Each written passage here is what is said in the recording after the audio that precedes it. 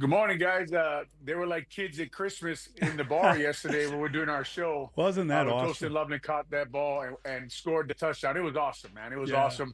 Selfishly, to be out somewhere and have the Bears win a football game and like that. Of course, when we all thought they were going to lose, and we walked downstairs and we thought we had to win, and then they scored two really quick. But then they find a way to score a touchdown. The place went crazy. It was fun to enjoy that out there in Chicago, and just to watch the Chicago Bears find a way to win a football game that was crazy and fun to watch and really entertaining. Olin, Mully said that you believed at the time that Caleb Hmm. Williams was going to do what he did and bring the Bears back. I Hmm. want you to explain why maybe you had that belief and what you think overall of the way that Caleb Williams has made progress at this point, midway through Ben Johnson's first season. David, belief and just hope, right? Just blind hope because, gosh, we've lost so much around here. But also belief because you've watched him, right, in this, especially in this game against this defense. At the end of the first half, they moved the ball down the field. Now, they did miss the field goal, but he was effective in the 2 minute drill with his legs, and the Bengals couldn't get him to the ground, whether if they had pressure on the left tackle, Theo Benedict, or not. Caleb was getting out of the pocket, rolling around, finding receivers, things like the pass to Colston Loveland in the third quarter after delay a game on the goal line, a touchdown pass there where Caleb does a nice job taking his eyes to the left, making the linebacker move maybe one step and finding Colston Loveland. Before with the Chicago Bears offense and the players that we've been watching here in Chicago, if they got to delay a game, that it was just over, no matter what defense you were playing against, right? Delay a game on a 1 yard line. Now we're at third and 5.5 or six, and he still finds Colston Loveland for that touchdown in the third quarter. So things like that made me think, okay, this guy can move him down the field, and all we needed was the field goal. I didn't know Colston Loveland was going to break those tackles and obviously scored a touchdown. But David, I'm sure you guys have talked about on 3rd and 10.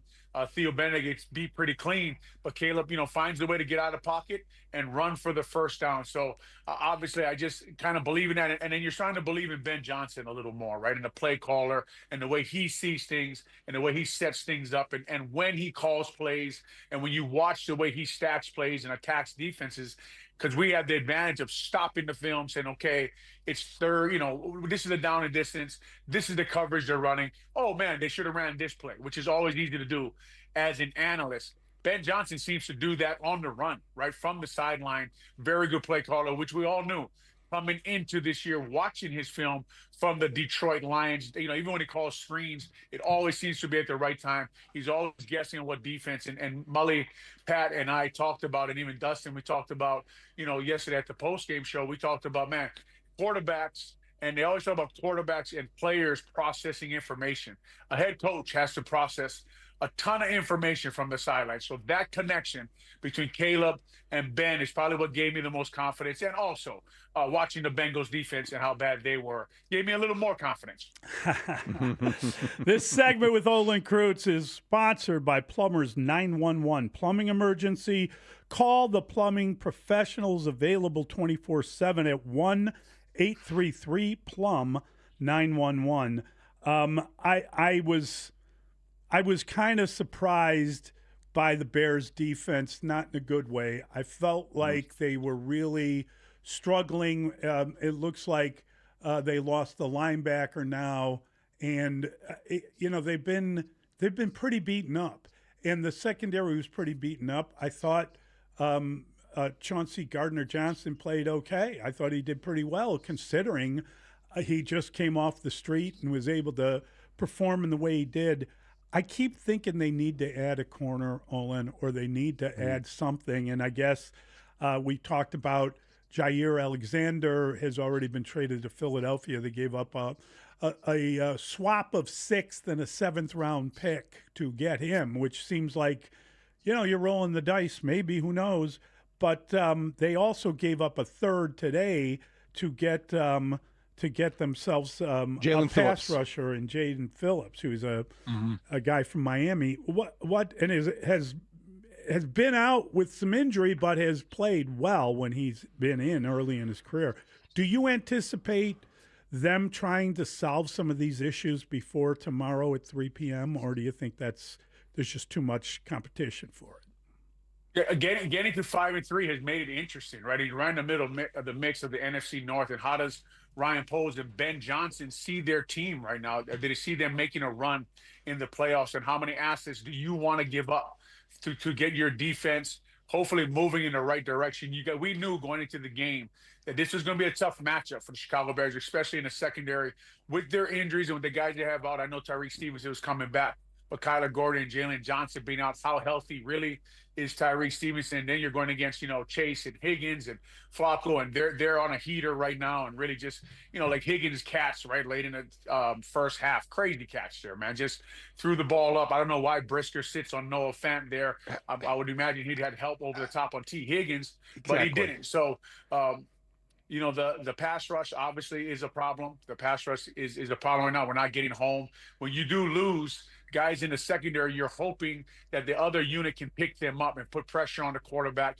And didn't get much of that yesterday either. You knew we were in trouble when Mitchell Tinsley caught a pass right for 27 yards. You're like, man, we're not guarding anybody right now. So wouldn't be shocked if they go get a pass rusher or a cornerback that can help them out on their run here now that they are on to try to get into the playoffs. Olin, on one hand, I loved the running game and the way Ben Johnson leaned on it heavily yesterday, and Kyle Monangai getting 176 yards for a seventh-round draft pick who they really needed to step up. On the other, you're always reminded and wondering, because it came against the worst rush defense in the NFL, what it all means. From your perspective, given you probably have seen similar situations like this before, what do we take away from Kyle Monangai's big day? Kyle Monangai, now that's the guy we saw run at Rutgers, right? Just downhill, move the pile, hit the hole hard, get those extra yards. Obviously, like you're talking about the Bengals defense, what is repeatable is what we keep asking when you're watching Chicago's Bears play, and all these takeaways keep popping out, and the big plays and crazy things are happening right now. And hey, you need a little luck in the NFL, but remember we watched the Washington Commanders game when it came out of the bye week, and we said, hey, that run game and their run defense is repeatable. Those are two things they can do against people. When we went into this game, the pre and post game show, and we said, man, this offensive line can take over this game, right? Because when I watched the Bengals defensive line, obviously the week before against the Ravens, the run game wasn't great. And styles make fights and matchups make what you do in games. And the Bears had a huge advantage yesterday with Dahlman and Tooney and Jonah Jackson and Darnell Wright. And they were even bringing Ozzie Trapillo in, tight end, and Theo Benedict. And they were Coach Johnson talks about watching the sideline view. Well, he's gonna enjoy it this week. They were getting some movement, man. I mean, they were rocking guys off the ball. Now, Monangai has had good games too and good runs against other teams. And how much is repeatable? And the things they worried about when he came in from the draft. Okay, with his style of running and his size, can he run like that in the NFL for 10, 12, 14 weeks in a row? And those are the things that I know you're talking about, David. But I'll tell you the truth, man. I watched that Bengals film. O-line did a great job. Did what they were supposed to do against that front, against the Bengals' young linebackers. And Coach Johnson talked about running trick plays to mess with their eye discipline and what they're looking at and make them uncomfortable. And they did that. And, you tell Al Golden was really uncomfortable on the sideline. He didn't know what the hell to call, right? His play sheet probably looked like one of those things where you stare at and a pitcher comes out at you because you don't know what the hell to call to stop the Bears' offense, and their run game just couldn't match up with them. But I think the run game is repeatable. Hopefully it's back. I think they are doing a good job moving guys off the ball now. The Giants have a little better guys on the interior, so that'll be something I have to look at to see if they have an advantage there and how they can beat the New York Giants and teams moving on. It's pretty extraordinary, really, that they've opened the season 5-3 and that they are right in the mix in the division after the results yesterday, so you feel good about that. I'm just curious, when you think about what they can get done, does it require improvement externally? I mean, in other words, now that they're 5-3, and I don't think anyone picked that, by the way, to start the season. You take that and run like a thief in the night. But do you believe that they're going to be able to kind of, like, they could not stop Flacco in any way yesterday. It was far too easy. And the guy set a career high for passing yards. That is insane. And he's 40. And he's played for 20 or 18 years.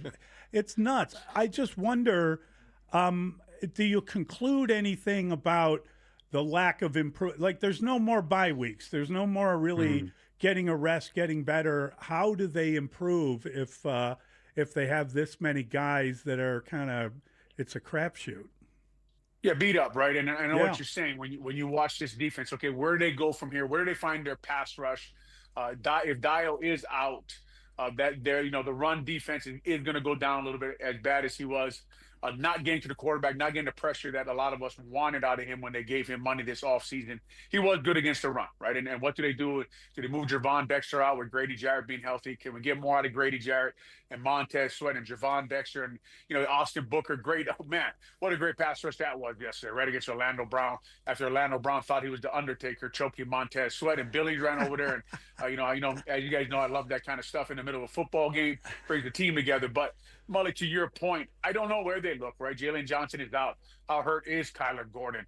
They weren't, yes, you don't see, obviously, T. Higgins and Jamar Chase every week, right? You don't see Flacco. They were scoring 30 on everybody. They were catching balls yesterday that were crazy, but seemed a little too easy. The biggest problem for me, I guess, when I watch is, not every team's going to have Jamar Chase. Not every team's going to have T. Higgins. But why can't we get a pass rush, right? Why can't we get to the quarterback with the guys we got up front? And honestly, if they're going to prove anywhere, if they're going to take a jump anywhere, it's going to be there. Those guys got to get going. Those guys got to get after the quarterback, right? You got to, as we talked about, the rush and the coverage always work hand in hand. So to your point, when you watched that game yesterday and you watched the defense give up points and yards to a 40-year-old Flacco, I know there was a lot of argument on whether he was elite or not. He made an argument yesterday. Well, when you watch that them do that to the Chicago Bears, you wonder what Dennis Allen's answers are going to be and where they're going to go, and they got to ask for a little more out of that defensive line to help their pass defense. His accuracy was elite, definitely yesterday at least.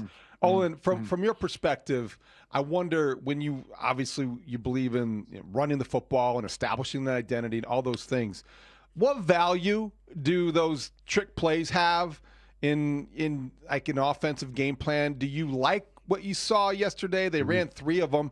Certainly Ben Johnson's got more of them, and we're likely to see them all before the end of the season. But how do they complement what you want to do offensively? Because the Bears yesterday were able to run it down the Bengals' throats because of the defensive opportunities, certainly, but they also were able to mix in some razzle-dazzle. Yeah, I really like the when Ben Johnson uses them, and he has a reason why he's using them. I don't like them called just because I'm going to call him in here and make myself look like a genius, right? He calls them, to me, at times where he kind of guesses, not kind of, but it's not a guess. He studied film. He knows what defense they're going to run. He knows exactly what player they're trying to attack, right? Whether it be the cornerback in the end zone on the pass to Caleb Williams, right? They line up Kyle Monangai, tight end, Caleb Williams in a shotgun by himself, and it's a trick play, and they still catch him off guard. So I like that because it keeps the defense off balance. It keeps the play caller off balance. And guess what they got to do, David? They got to practice that. They got to practice trick plays. They got to try guess what trick play coach is going to run against them. It takes up their practice time. That's less time they have to practice duel, and you need reps on stopping the Bears' downhill run game. And it makes them take time on things other than the things that the Bears probably think are really important. So you take some of their practice time away, and then you call it at the right time in the game, have some success, even if you don't have success. Like those jet sweeps, those reverses, those things are important because it makes guys play the whole field, defend 53 yards. You have to make the defense defend the whole field, and then you can attack them in the middle of the field. The biggest lie that people tell themselves is we run the ball whenever we want. No, you don't. If that defense doesn't care about anything else, if they don't care about your quarterback, if they don't care about trick plays, if they don't care about counter and reverse and jet sweeps, you're not going to run the ball on anybody in the NFL whenever you want. So Coach Johnson does a nice job adding those things in. So they have to play all 53 yards, and then those 2 or 3 yards in between the center and the guard, they become open to run Kyle Monangai downhill at the defense. Loveland became the first Bears tight end to rush for or to gain over 100 receiving yards in a game. The last was Mike Ditka. And there's tons of statistics like that. There's like these weird things about I believe DJ Moore became the first guy to catch as many yards as he had and throw for a touchdown since like the 1950s or something. Caleb Williams first player in the NFL to pass for that many yards, have 50 rushing yards and 20 receiving yards in a game ever. I mean, there's just all these bizarre kind of things that came out of it. The one that stood out to me is the idea that the Bears were 0-40 when allowing 42-plus points in any game in their history. And they obviously won that one. And they were, believe it or not, 50. They'd lost 50 in a row since 2013 when they gave up 30 points. So they beat the hell out of that record. I'm just saying, how unlikely. What if we're tearing up a rule book and we're comparing guys to the coach? How bizarre was that occurred in front of our eyes yesterday? Yeah, as long as we close our eyes and ignore that they gave Justin Fields 39 points last week, right? And who knows, the Jets probably have all these records they broke last week versus Bengals defense. But listen, you have to have the players. You still have to make the plays. You're still on the road in the NFL versus capable NFL football players, defense that is struggling. But this is what Ryan Poles was trying to do when he created this 7-on-7 team that I always talk about, right? This Colson Loveland, this DJ Moore, this Roma Dunze. We all know Caleb's physical traits are elite. We all know that. We watch him, make guys miss, and we keep saying watching the game. How many times is he going to spin out on a DN, and how many times is he going to fall for that? He's not falling for it, right? Caleb is just that kind of athlete. And he's setting him up, and he knows he's coming, he's moving around, and then his arm, right? That throw is to Colson Loveland at the end of the game, and then you have a 6'6", 6'7", 260-pound tight end who can run and run over guys and score touchdowns, and a tremendously talented group they have there at Hallishaw, and now they have a coach also. So what to make out of it is, this is what they're capable of. Obviously, we all know what kind of defense we were watching yesterday, but you still have to make the plays. You still have to score the touchdowns. You still have to execute the concepts that your coach gives you. And the good thing about now when you watch Chicago Bears is when you turn the film on, we haven't done this a lot, guys, in the last 4, 5, 6 years. Turn the film on, and I don't care who you're talking about. They are the more talented team. That's what I thought going into yesterday's game. Yeah, they can win, right? They can also lose because we all saw the talent on the offense side of the ball. And most of us picked the Bears to win yesterday. We didn't know all these numbers and this style and this trick plays, and it was going to be a walk-off touchdown, right? Like the World Series. So really, really fun game to watch. But they are a talented football team that is capable of things like this. Great stuff, Olin. Great stuff, Olin. Thanks. Appreciate it, guys. We'll talk to you soon. That is our guy, Olin Kreutz. He does an unbelievable job, and he called it, man.